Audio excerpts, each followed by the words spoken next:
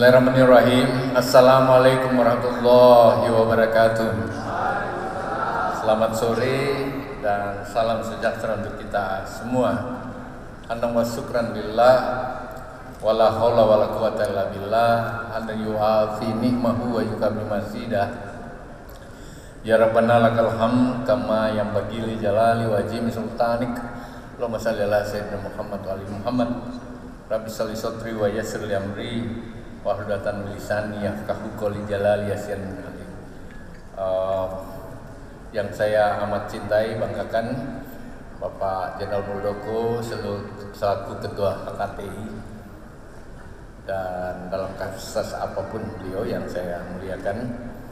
Yang lebih terhormat lagi Pak Oso dalam kapasitas apapun, mau di dalam HKTI maupun di luar HKTI.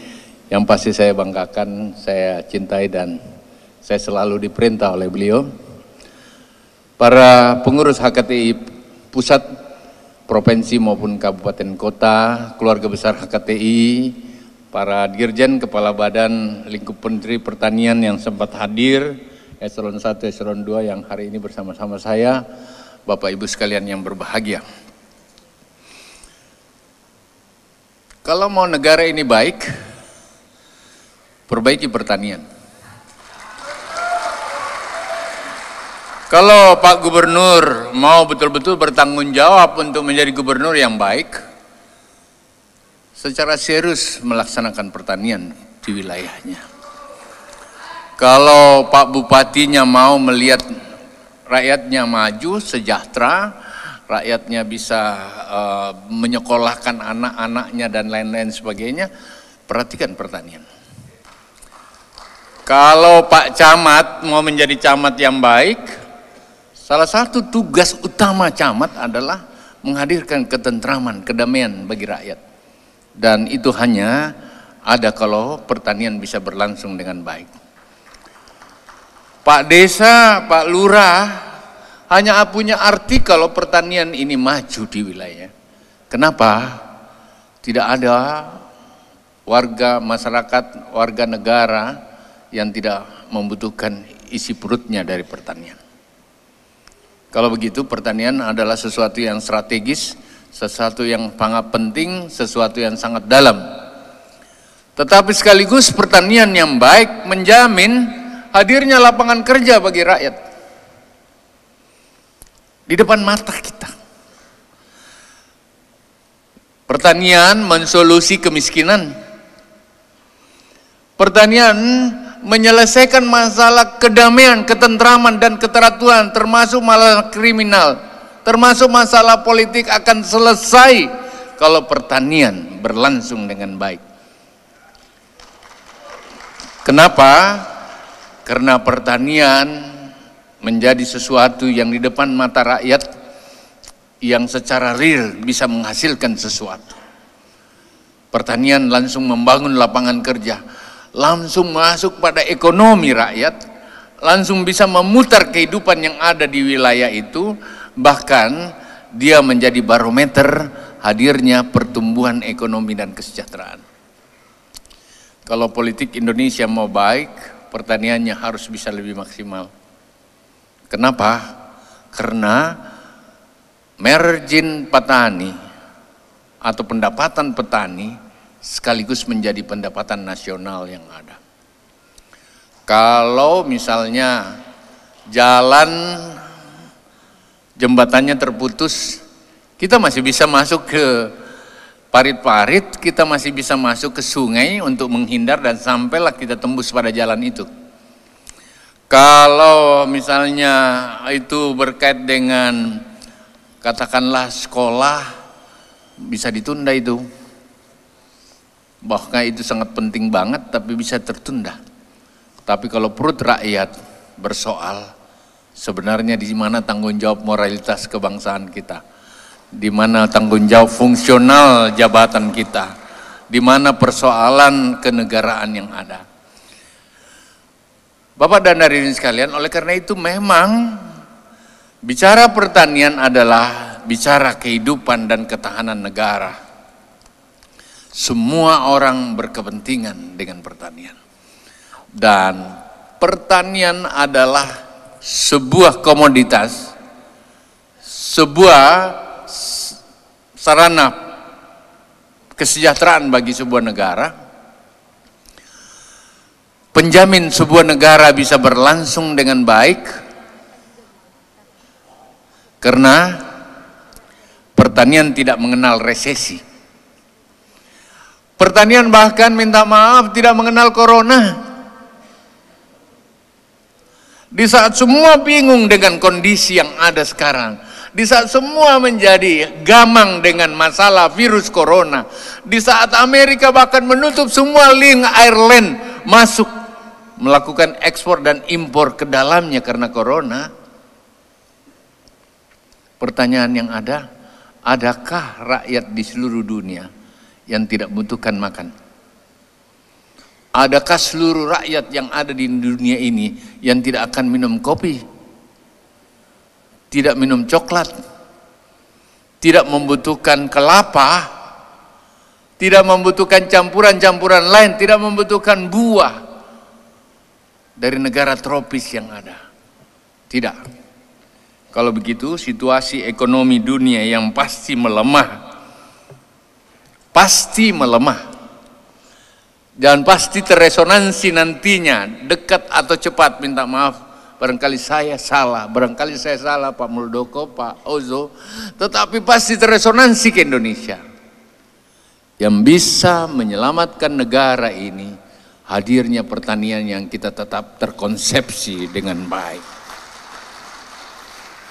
Kalau begitu HKTI menjadi penting, karena HKTI adalah bicara pertanian.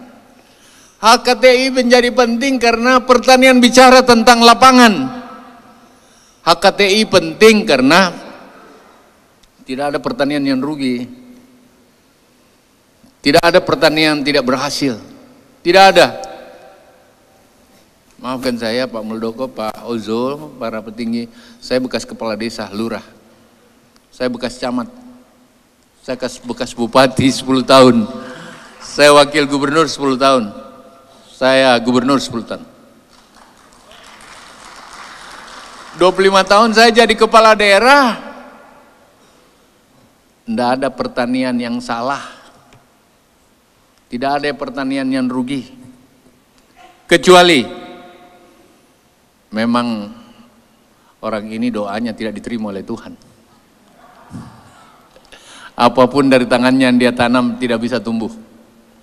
Termasuk orang terkutuklah itu.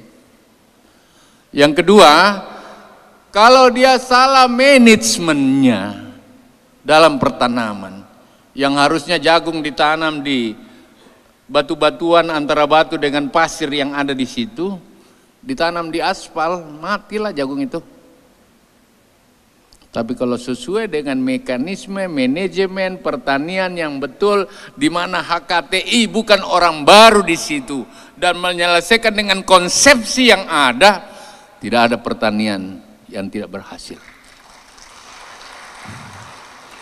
Minta maaf Pak Muldoko, teman-teman HKTI, saya mau bicara apa adanya. Di saat krisis yang lalu, saya mengeluarkan uang sebagai gubernur 31 triliun untuk kurang lebih 40.000 kelompok. 3,1 triliun. Saya mau 100 hari harus ada hasilnya. Bapak tahu, yang salah itu hanya tidak sampai 1,%. Tidak sampai 1,2%.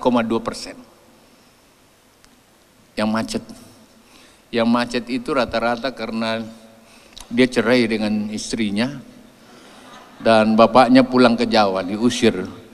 Orang Bugis istrinya diusir pulang ke Jawa. Tidak ada yang ngurus kredit itu. Yang macet itu suami istri, bapaknya meninggal dan asik berurusan dengan masalah pewarisan. Bukan masalah pertanian. 300 juta saya bayarkan langsung. Untuk sebuah kepentingan rakyat. Kalau begitu HKTI, ini saatnya di saat Muldoko pertama kali menjadi ketua umum, ada Pak Oso menjadi petingginya, ada Syahrul Yassin Limpo sebagai Menteri Pertaniannya, Yang pertama kita urus yuk, rakyat tidak boleh salah makannya untuk 367 juta orang. Makannya besok harus selesai. Setuju? Berarti setiap kabupaten hitung berapa beras yang Anda butuhkan. Berapa padi yang Anda harus tumbuhkan. Berapa luasannya itu yang harus terjadi.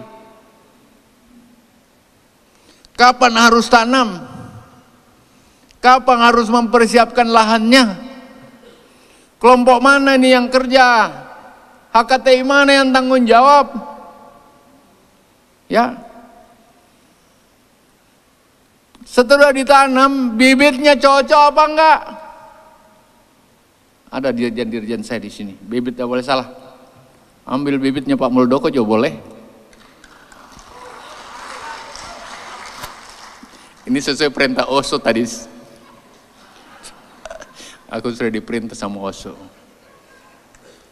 Ya, tapi pasti nggak cukup.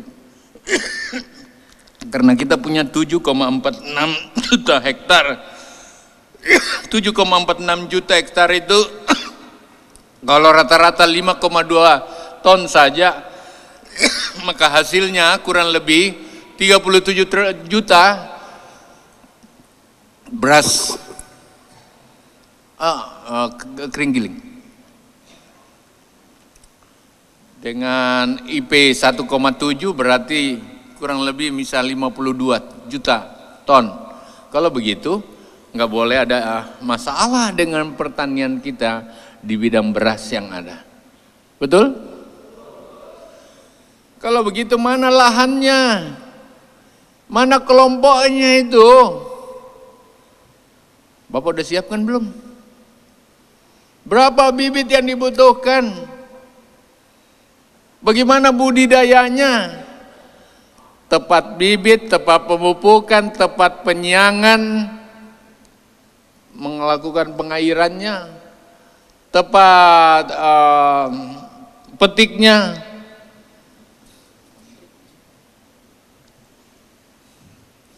Aku malu nih minum baru segini aja udah.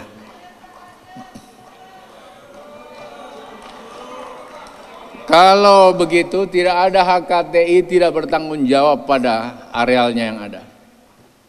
Mana lahannya tuh? Dan pakai kur. Jagung pun demikian, masa jagung aja nggak bisa? Jagung cuma dilempar saja. Tadi tantangannya begitu besar oleh Bapak Presiden. Kalau begitu kita tidak hanya kumpul-kumpul hari ini, tetapi besok konsepsi tentang padi selesai. Konsepsi besok dalam 1 minggu ini jagung selesai. Sehingga hitungannya dari HKTI nanti 100 hari dari hari ini berapa juta ton yang harus dihasilkan oleh rakyat petani kita. Kalau begitu sekarang ini kita kurang lebih 7 juta. 7 juta ton, 7 juta hektar itu akan panen nanti menjadi 5 ton kali 7 ya. Berarti 35, kurang lebih lah 37 juta kali berapa rupiah yang harus disiapkan. Berarti uangnya harus saya siapin. Bapak siapkan petani, processingnya, Bapak pakaikan kur. Saya punya kur ada 50 triliun. HKTI mau pakai berapa? Sesudah itu dia jadi 100 hari rakyat dapat duit lah. Kalau 1 hektar itu minimal rata-rata 1 hektar itu dikali 100 hari kan bagi 3 bulan. Kalau dia mendapatkan 21 juta per 1 hektar, berarti kurang lebih ada 7 juta per bulan hasilnya di situ. Kalau begitu, petani kita harus minimal di atas 2 hektar. Sehingga dia bisa dapat 14 juta per bulan. Lebih tinggi gajinya dari Koramil. Gaji bupati itu 9 juta. Berarti pertanian memastikan ada set. Yang daerah jagung mana? Apakah memang sudah dipersiapkan oleh HKTI? Dan seperti apa harus intervensinya? Nah, saya ingin mengatakan kepada Pak Muldoko, hari ini saya siap, dirjen-dirjen saya siap. Di mana wilayahnya? Oke, tidak semua pertanian tanaman pangan. Kita butuh pertanian yang lain. Kita butuh kopi karena kopi besok menjadi bahasa sesudah corona. Yang mana yang mau ditumbuhkan? Daerah mana itu? Yang nggak boleh berhenti pura-pura, Pak Ozo, berhenti bohong.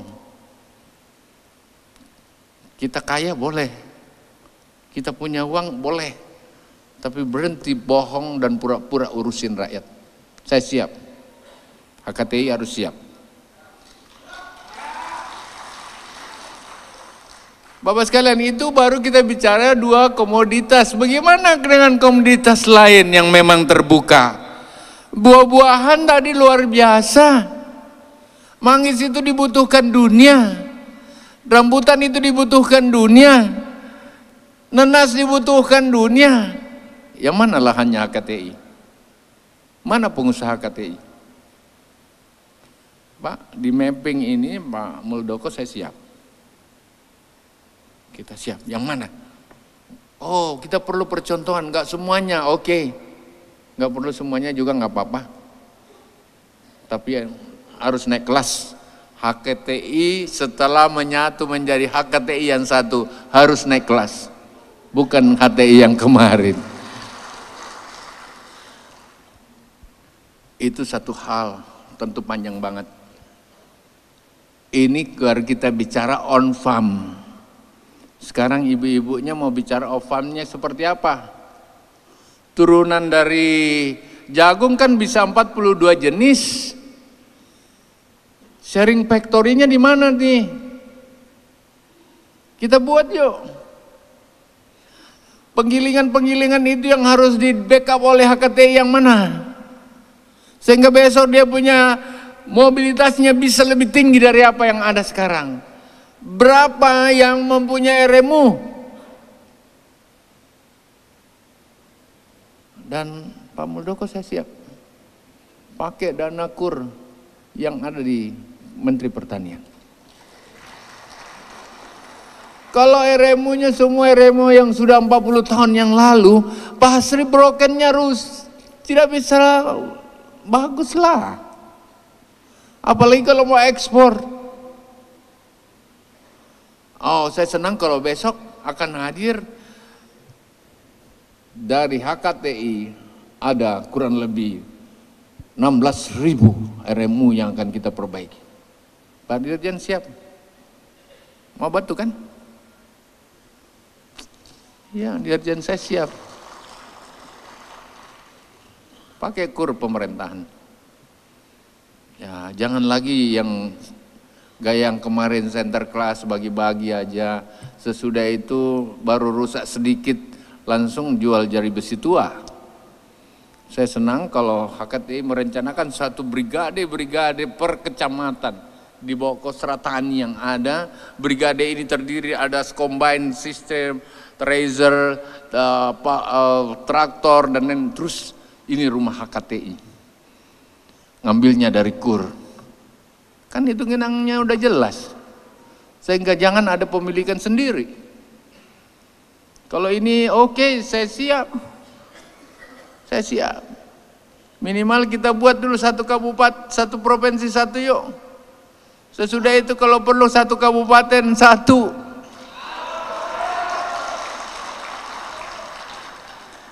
Ya. Jangan siap di sini, nanti 1 minggu lagi aku tagih nggak datang. Yang datang minta bantuan traktor lagi gaya kemarin. Bantuan juga oke, tapi bagi saya sedikit sekali nilainya. Kita buat brigadenya yuk, brigade serang. Pakai gaya-gayanya Pak Muldoko, gaya tentara gitu. Ada brigade hama, mungkin untuk menyemprot sesuatu kalau ada terjadi. Di mana tempatnya? Di satu tempat. Siapa yang kendalikan? Ini orangnya. atas nama HKTI. Kalau begitu minimal kita punya 586 pasukan yang siap di lapangan. Gitu. Bisa ke pindah-pindah ya. Kalau dia bisa pindah di satu kabupaten kan tinggal bawa aja. Di luar on farm kita bicara off farm. Itu tadi salah satunya RM. Jadi nanam, budidaya, kemudian petiknya harus dengan mesin. Karena kalau dengan tidak mesin, losisnya di atas 11-13%. Dengan mesin, Pak Ozo, itu losisnya di bawah 5%. Kita udah menang 5%, luar biasa peningkatannya dari HKTI. Sesudah itu petiknya langsung masuk karung lagi. Sesudah itu langsung bisa diproses menjadi sesuatu dengan rendemen yang lebih rendah. Bahkan jeraminya kita bisa buat lagi tempat makan, piring, gelas dan lain-lain sebagainya. Bapak dari sekalian, berarti pekerjaan kita masih panjang. Barulah yang ketiga, yang terakhir adalah bagaimana setelah kita petik diolah dengan tepat sesuai dengan nilai pasar yang kita mau. Nilai pasar dalam negeri minimal dengan kebutuhan 267 juta orang. Tapi nilai pasar juga yang terbuka adalah nilai pasar ekspor yang harus kita tembus. Saya janji sama Bapak Presiden untuk melakukan ekspor di atas 300.000 ton. HKTI ada yang mau? Kalau ada yang mau, di kompleks, di korporasi, terdiri atas sekian ribu hektar, disatukan hanya untuk ekspor. Yang mau ekspor itu mulai kita perbaiki irigasinya, kelompok taninya harus benar, tetap pakai kur, biar dia terbiasa dengan hitungan-hitungan bisnis plan yang ada. Terus diperbaiki bibitnya, diperbaiki pupuknya, diperbaiki RMU-nya di situ, diperbaiki mekanisasinya di situ, sehingga kos produksinya jadi turun. Dan kemudian dia mendapatkan kualitas yang bisa bersaing dengan harga juga yang memang rendah. Bapak dan hadirin sekalian, kalau ini kita konsepsikan lebih benar, maka saya yakin 3 agenda yang harus berubah di HKTI. Yang pertama, ada mindsetting baru. HKTI gunanya untuk apa? Yang pertama adalah pengamanan kepentingan nasional, memperkuat negara kesatuan Republik Indonesia, membuka lapangan kerja, dan sekaligus mencegah proses kemiskinan bertambah. Kalau ini menjadi mindset kita, maka tidak ada yang tidak bisa bergerak dengan HKTI. Yang kedua, harus ada manajemen baru terhadap HKTI di dalam menata lapangan yang ada. Tidak politis lagi. Tidak hanya kumpul-kumpul, tapi kita kumpul ini membawa berapa ton? Berapa hasilnya? Satu kabupaten ini pakai kur berapa? HKTI berani nggak gulirkan 10 miliar per orang per satu kabupaten? Hitung yuk. Masa nggak berani? Hari begini nggak berani? Kalau mau ngurus rakyat yang sebenarnya. Kalau begitu kita punya 500 lebih harus bisa bergerak. Kalau perlu 1 triliun kita paksakan dengan hitung-hitungan bisnis. Kan pertanian mudah banget dihitung. Kalau jagung itu 1 hektar menghabiskan kos produksinya kurang lebih 3,5 juta rupiah. 1 hektar kalau jagung 3,5 juta rupiah. Itu sudah merokok di dalam, minum Coca-Cola di dalam, orang sudah disuruh kerja berapa orang di dalam sana. 1 hektar. 1 hektar itu kalau kita natanya dengan baik, mulai dari proses dan lain-lain, mulai dari bibit dan proses budidayanya dengan tepat, nanamnya tepat, waktu penyiangannya tepat dan lain-lain, 1 hektar menghasilkan kurang lebih 7 ton jagung. 7 ton jagung kali 3.500, harga jagung per kilo 3.900, sudahlah katakan cuma 3.000. Berarti 3.000 kali 7 ton ada 21 juta rupiah per hektar. 21 juta rupiah per hektar dikurang 3,5 juta, berarti kita masih punya 17 juta. Udahlah, buang lagi 2 juta, kita pakai untuk foya-foya sedikit. Masih ada 15 juta. Kalau 15 juta itu bagi 3 bulan kan berarti 5 juta per orang, per hektar. Kalau satu HKTI kabupaten mencoba menangani 100-200 hektar di situ, berarti 200 hektar dikali 15 juta. Besar tuh. Oke, kalau nanti terjadi ada yang karena bencana alam, karena banjir, kemudian puso, bibitnya Menteri Pertanian ganti. Kalau karena ada kesalahan dan lain-lain kemudian terjadi masalah, kan diambilkan asuransi. Itulah dari semua sisa-sisa yang ada. Kalau gitu, nggak ada yang rugi dong. Nah, HKTI tidak berpikir sama dengan organisasi lain. Saya berharap HKTI berpikir sebagai entrepreneur dan pengusaha di bidang pertanian untuk rakyat yang lebih maju. Saya berharap seperti itu. Kalau begitu, mindsetting kita, agenda intelektualnya harus dirubah. Yang kedua, manajemen sistemnya harus dilakukan, tidak boleh tanpa bank, tidak boleh tanpa kelompok tani, harus ada korporasi pertanian sehingga ngambil uangnya dari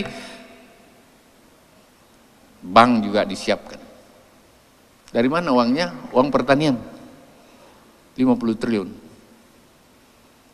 Kalau ada modalnya, mekanismenya sudah memang terbiasa kita dengan cara yang ada, apalagi dengan mekanisasi yang ada, nggak ada yang rugi tuh. Kenapa nggak bisa jalan nih? Nah, saudara-saudara sekalian, oleh karena itu saya berharap sampai di ujungnya saya ingin mengatakan pada Pak Oso, Pak Jenderal Muldoko, saya siap. Dan mari kita bicarakan ini, tentu saya tidak sekaligus seperti membalik tangan. Tapi tugas yang mendesak adalah membuktikan bahwa corona tidak ada apa-apanya karena ada HKTI bersama Menteri Pertanian membangun pertanian. Paling tidak makannya rakyat tersedia, obat-obatannya rakyat tersedia. Kita tanam kunyit yuk, kita tanam temulawak yuk, kita tanam tanaman obat lain. Ayo, siapa yang mau buat nih proposalnya? Kan gitu, tinggal orang ahlinya sedikit didorong, dan saya siap Pak Muldoko, jujur saya katakan saya siap. Kita mau bicara ekspor jangka panjang, lada kita tangani enggak nih? Kembali kita tangani cengkeo di Maluku, di mana-mana sana yang kemarin ini kita biarin. Di Kaltara masih banyak. Oke, terakhir sekali saya mau kasih lihat satu film seperti ini. Ini pertanian orang. Kita di mana sekarang? Ada soundnya enggak?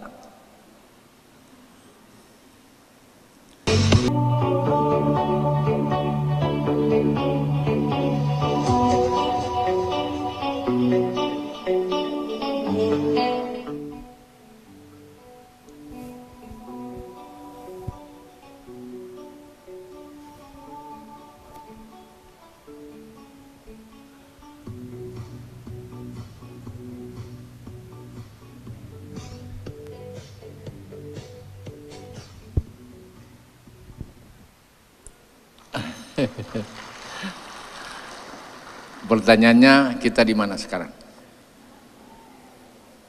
Barangkali banyak hal yang kita lakukan karena kita HKTI. Dan saya hari ini mulai mengatakan saya bagian dari HKTI yang ada. Kita jawab tantangan ini. Bahkan sekarang ini ada agenda di Menteri Pertanian melakukan sebenarnya intelligence market. Semua daerah di mana Cina mundur ke Amerika, kita coba isi yuk. Ekspor kita ke Cina 91 triliun. Sekarang delay. Kalau begitu, ini akan terbuka dari negara yang ditinggalkan Cina itu untuk kita. Baik di Eropa maupun di Amerika. Kalau begitu, buah-buah tropis menjadi pilihan. Dan ternyata buah tropis itu sangat menjanjikan di bawah. Pelihara terus kebersamaan dengan KTI, dengan ketua umum yang baru, insya Allah dengan konsepsi yang kita tata, mungkin 1, 2, 3 dulu yang harus jalan, tetapi in prinsip ada tadi hal 3 yang saya titipkan. Agenda main setting harus kita lakukan penyesuaian-penyesuaian, dan saya siap menyesuaikan juga pada KTI. Yang kedua, manajemen agendanya kita dekati seperti apa, dengan bisnis plan yang ada, dengan pendekatan mekanisasi dan modernisasi yang harus kita lakukan. Dan yang terakhir adalah perilaku kita yang betul-betul serius mengurusi pertanian dengan baik. Terima kasih Pak Muldoko atas segalanya. Selamat atas Ketua Umum, selamat HKTI, ridha Allah bersama kita. Terima kasih Pak Oso, dan minta maaf kalau ada yang kurang. Sekian, Assalamualaikum warahmatullahi wabarakatuh.